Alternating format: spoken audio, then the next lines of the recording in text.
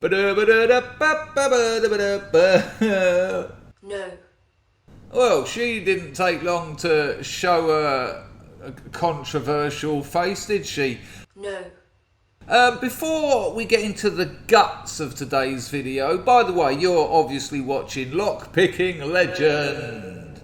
But before we get into the actual guts, I'm just going to show you something about cone picking, the relevance of which will appear later. Let's go.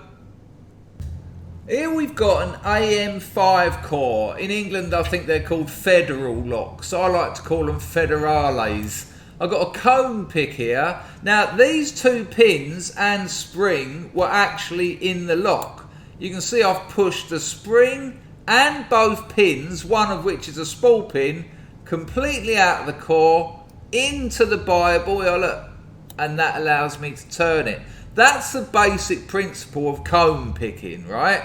Mainly works on padlocks. I mean, this was the only pin stack in this lock that you could do this to. Interestingly, and I'll show you in a minute, they use different strengths of spring and all sorts to confuse the picker. But that's the basic principle. You've got, I mean, you can see there's a spring compressed to nothing. There's the spool. But look how small the key pin is. That's a very deep cut on the key. And there you go, the spool now engages. Okay? Right. Now get this round your eyes. Right, this time another pin stack from the same lock. But look at the quality of the spring. Stainless steel, thicker. There's the key. And now look at the length of the key pin, which is a far more shallow cut on your key. Now I'll put the actual key in there. I mean, there you go. See? This is prone to all ping out and go everywhere. This is about the 30th take. But, oh, hang on. Hold that in there. Get the key out. Come on, son. Yeah, lovely.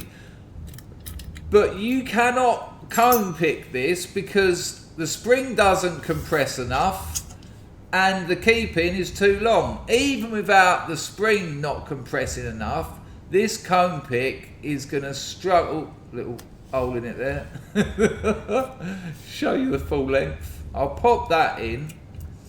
You know, I'm not trying to show you how to cone pick a federale lock. I'm just showing you the principle of cone picking. If I can keep the blooming camera still. But look, that spring will not compress enough, and that key pin is too long for this technique to work.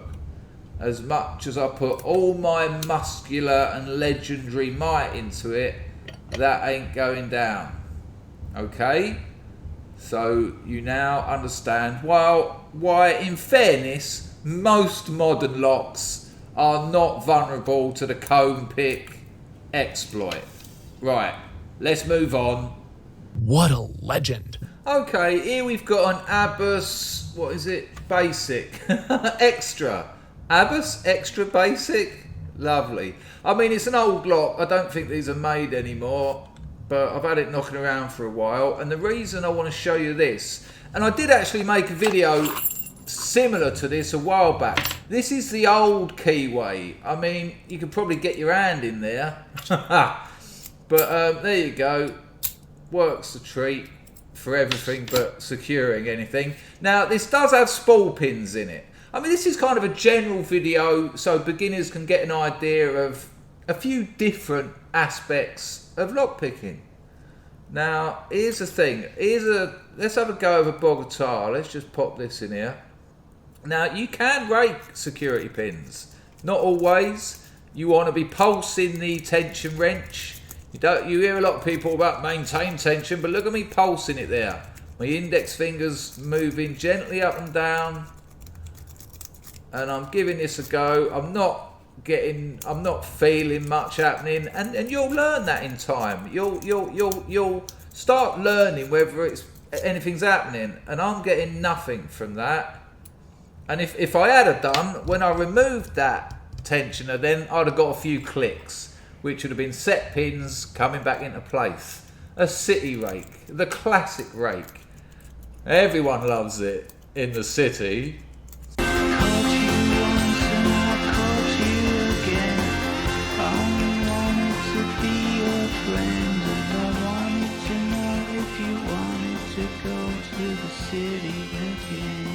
So popping this in there, a bit of rocking. When I know that's no joy either. Okay. The big guns. The multi-pick Kronos. Can you EPG security pins? Am I shouting? Yes, you can EPG some security pins. Why can you EPG some and not others? Tolerances, design of the spool pin, length of the key pin, a multitude of reasons. Comb pick. Now, that slot's in there, lovely. Line that up, line it up properly, push all the key pins and driver pins. You've got to get that lined up properly though. Sometimes there's a bit on the, there you go. Sometimes there's a bit on the side of the padlock where you can just check to see whether you got the comb pick.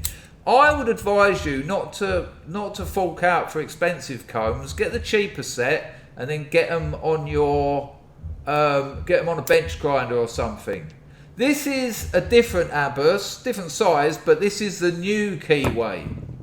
The one that you will not get any comb pick in. It'd have to be made of paper, and it ain't gonna happen because that's a paracentric keyway, which is not that. That is not a paracentric keyway. That's why I said you can get your hand in it. I did make a video about why redacted comb picks won't work in all the Abus locks that he kind of suggests he will. I'll link that in the top right of this here. But you can see it works in that nice old keyway. And it's not to do with the size of the padlock, it's to do with the shape of the keyway. But you can comb pick spool pins, you can EPG spool pins, and we've got to the end of the video. I hope you got something out of this. I did. I thought it was wicked. Or should I say legendary. Someone asked me if I could make a video on the Yale Inferior. Sorry, I mean the Yale Superior. That'll be next Sunday. Anyone got any questions? Anyone got any suggestions? Suggestions for videos? Let me know in the comments. A thumbs up's always nice. A subscription's always nice. We're nearly at 2,000 subscribers and I might do a giveaway. Share the videos about people because YouTube ain't doing nothing for me. See you later. You know, yes, he's a legend, to be honest with you. The living legend.